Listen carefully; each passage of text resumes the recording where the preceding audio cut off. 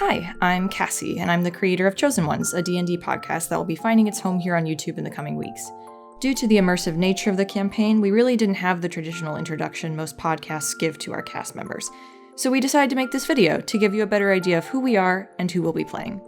As a short intro to the world in general, Chosen Ones takes place in the first few hundred years of the planet Absalom, on a continent known as Varun. The world is still developing, religious and political wars are always threatening to break out, and there are many mysteries about how this world came to be. To combat the hardships of Absalom, people with extraordinary powers began to develop, known as sparks, and from these sparks, a chosen one could form. Our story follows 4 of these sparks, and potential chosen ones, as they work to discover who the next chosen one might be. And now that you have some basic knowledge of the campaign, let's meet the cast. My name is funnybunnyjay, and I play Avayath Abaddon, an Asmr paladin. And he sounds like this. It is I, Avayath, White Knight of Justice and Honor, and Slayer of the Undead. So Avayath, in this story, is not an underdog by any means. He was basically just born special. There was a prophecy that states that there would be an Asmr born one day who naturally has his wings out at all times, and that child turned out to be Avayath. Avayath, growing up, was always extremely talented with both his magic and his physical abilities, and he grew up to become this famous hero known for slaying fiends and undead and all sorts of other unholy things. And his biggest accomplishment that really skyrocketed him to fame was defeating this fiend called the Abagrim. And as a result of being this big accomplished hero and basically being born special and totally special his whole life, he ended up with quite an ego. In this story, there are people called Sparks who show signs that they could one day be the Chosen One. He's only been told that he has the potential to be the Chosen One. Avayath is already very confident that he will be the Chosen One. He basically just already calls himself the Chosen One because he's so confident in himself and his abilities that he has no doubt in his mind that the Chosen One is his destiny, even though that was never officially confirmed. But there's more to his personality than just having a big ego.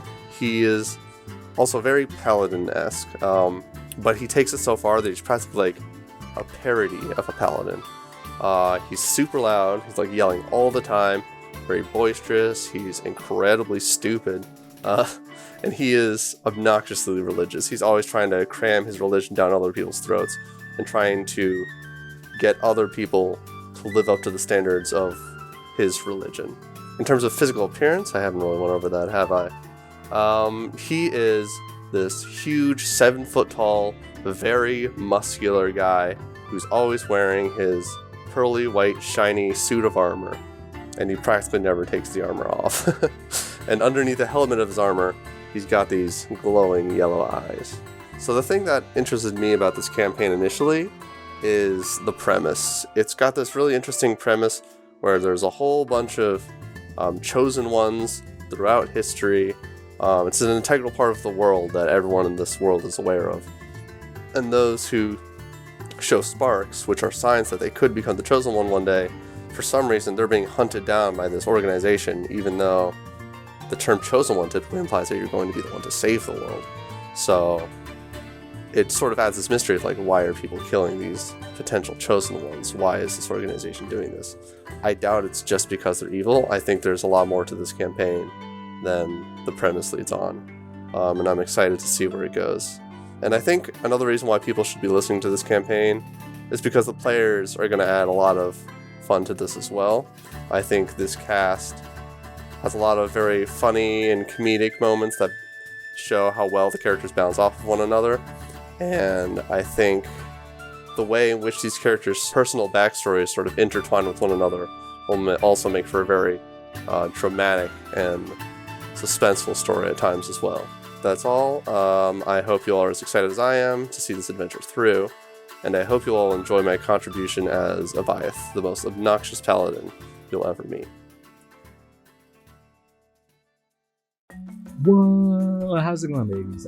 My name is Zen, and I play Shui, a half-elf bard with a College of Swords subclass. I would describe Shui as a happy-go-lucky kid, full of excitement and passion and genuine curiosity. He He loves adventure and he loves hearing heroic tales and legends, among other such things. And while there's no guarantee that he will accurately remember all of the details or even recognize a hero when they're standing like 2 feet away from him, hearing stories like that inspires him to be the best he can be and to always be willing to try new things. And while he's certainly not the smartest person out there, I believe his tenacity and his flexibility will hopefully more than make up for what he lacks in his headspace.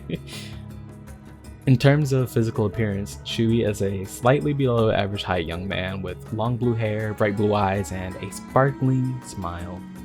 He wears a traditional Japanese hoppy with a wavy river-like pattern on it, which represents where he grew up and kind of also what he symbolizes. I mean, you hear river and you obviously think of water, which is very free-flowing in nature, which is kind of what I attribute to Shui.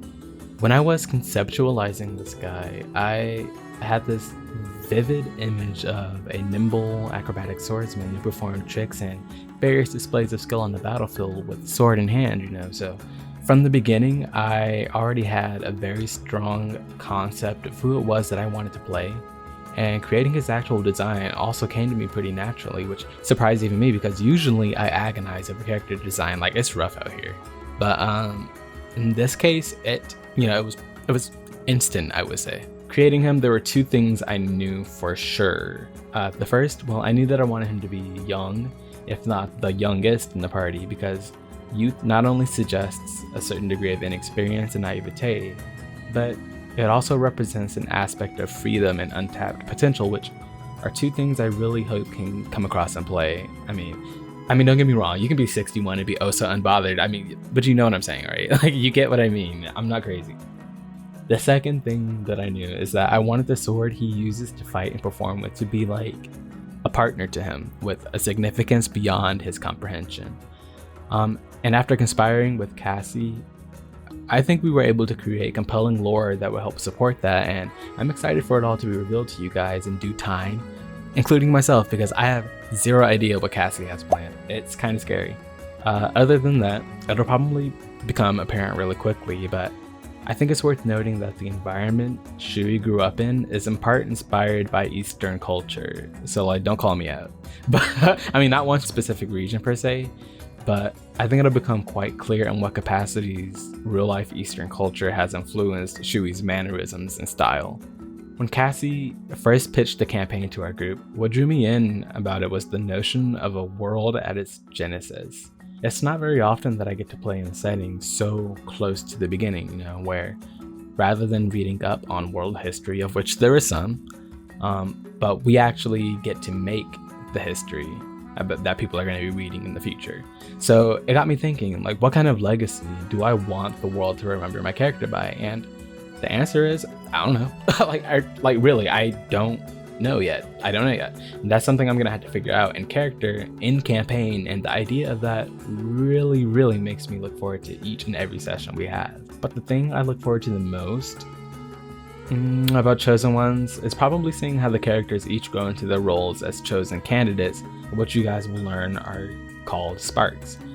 For better or worse, I anticipate a lot of really good character development. Well, maybe not really good. It could be really bad, but regardless, after spending however much time this is going to last getting to know these characters and following their journey, at the end of it all, when we find out who the actual Chosen One is, I think that moment right there is going to be so worth it for me.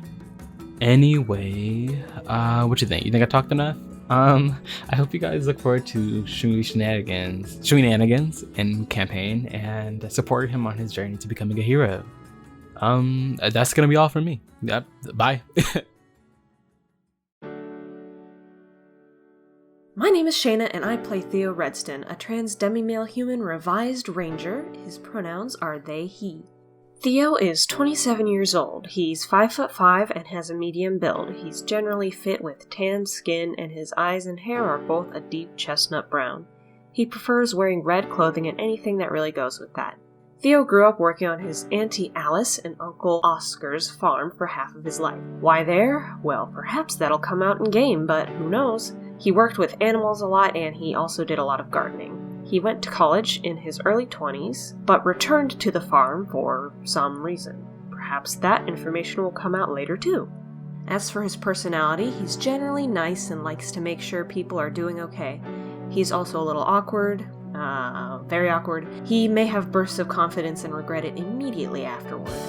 He has very little tolerance for any sort of bigotry. If he senses himself being particularly belittled for any specific reason, or if he sees anyone else around him being picked on or something similar, he may use a short burst of confidence to bite back, but again, that kind of thing never lasts long, and he is almost always embarrassed about it afterward. Unrelated, but Theo often thinks about the meaning of the universe and the power of destiny. He generally feels small and insignificant, especially in comparison to the universe, as he often thinks on it. He may relate almost any event in his life to the powers of destiny, and he may use fate as an excuse to try to make someone feel better about an event in their past. Aside from fate and destiny and all that, he also super loves pretty much anything to do with the universe itself. Like, he loves to look at the stars and ponder dramatically. He loves galaxies and stuff like that, and anything to do with astrological phenomena. I don't know how else to put it, but that is something that he's very interested in. So he's interested in the sky and also in the universe around him, along with nature and all that, because when he went to college, he studied plants and animals and such. And aside from that, he's also very interested in philosophy. He may not, have many philosophical ideas himself, but he would love to read things along those lines.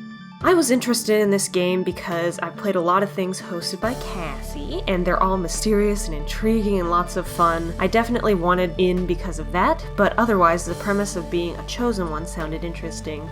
I entered a character that specifically isn't very special just to see what happens. Theo doesn't have much to go for talent-wise, but I thought his interest in Destiny would really fuel some thoughtful moments in this campaign in particular. I'm most excited for our characters to learn and grow together as a party. I love role-playing heartfelt character interactions, or funny things, I don't know. Just character interaction in general is a lot of fun. Any PC making friends is great content to me. It doesn't even have to include my character. I just love seeing characters become friends. Could even be like just NPCs. Just watching NPCs become friends, that's great too. I just love stuff like that. As for anything else to share about my character, I would love to mention that Theo was partially inspired by the character Dorothy Gale of the Wizard of Oz series. I just love the idea of someone very normal being thrown into a fantastical situation. As for anyone out there listening, I encourage you to keep up with the game, not really for myself or my character, but more because I think you'll really enjoy Cassie's storytelling. And my fellow party members are just wonderful at creating fun scenes through improv as well. I've already had tons of fun with this group, and I think you'd be missing out if you opted not to follow along. Thank you, and have a great day. Hello, my name is Ripley, and I am playing Brandy. He is a tiefling warlock. Brandy is a southern warlock. He's a cowboy that very big, very bulky, stands about 6'5", very wide, and also pale with these strange black markings all over his body and this short cut and a beard. He's a very big, scary man, at least he looks like it, but really he's just kind of really quiet and kind of to himself a little bit, tries to be as nice as he can and see other people's perspectives, and he doesn't have anything bad in his backstory whatsoever, no trauma or anything like that at all. What interested me in joining this campaign is I just kind of enjoy Cassie's DMing because I'm also just a real big fan of D&D in general. I really like playing it a lot, and it seemed like fun. The concept of chosen ones and all that stuff is always a fun dynamic, and always fun story element, and also some outside knowledge from previous campaigns that were not recorded.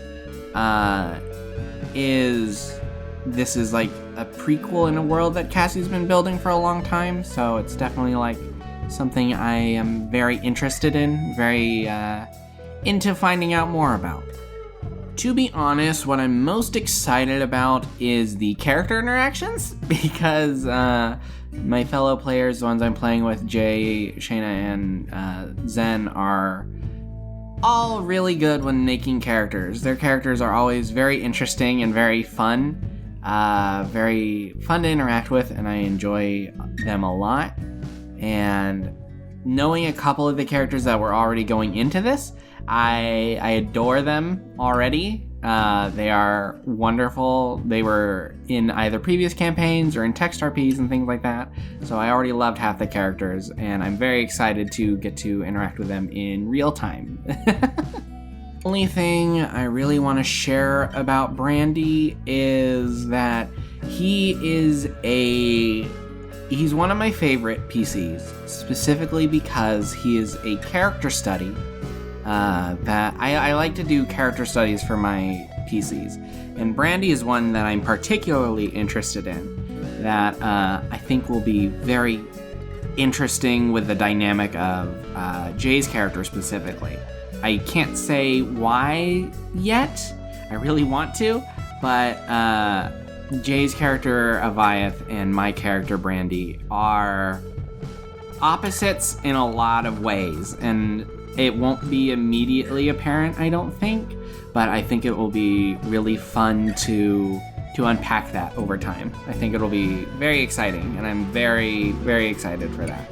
I would love to talk about him because I've kept his stuff a secret for years, but yeah, I think it'll be fun. To tell you what the driving point for this campaign is, I would say it's that the people working on it are great writers and great at creating interesting and dynamic characters. That we've all been doing this for years. We've been playing D&D for years. We've been creating a ton of characters. We've been telling a lot of stories together. We've done it for a long time, and everybody in this group knows how to create a character that even on the surface doesn't seem to have a lot of depth, but once you peel back the layers, you can see how much thought was put into them. And I think that's great, and there's a lot of love that goes into that. And plus, we're all just like a group of friends that really do care about each other and love each other, and it's really sweet when we decided we wanted to share that. I do think that this group in particular is something good. There's a reason that the five of us always end up in a campaign together. We usually gravitate to each other because we play off each other very well. I think it'll be really fun, and I think if you want to see some of that and see the interesting things that I'm sure my fellow players have come up with, you should definitely keep listening. Thank you so much for sticking around till the end. We have links below for social media for the cast, as well as a Twitter account specifically for the podcast if you want to keep up to date. And I will see you in the first episode of Chosen Ones.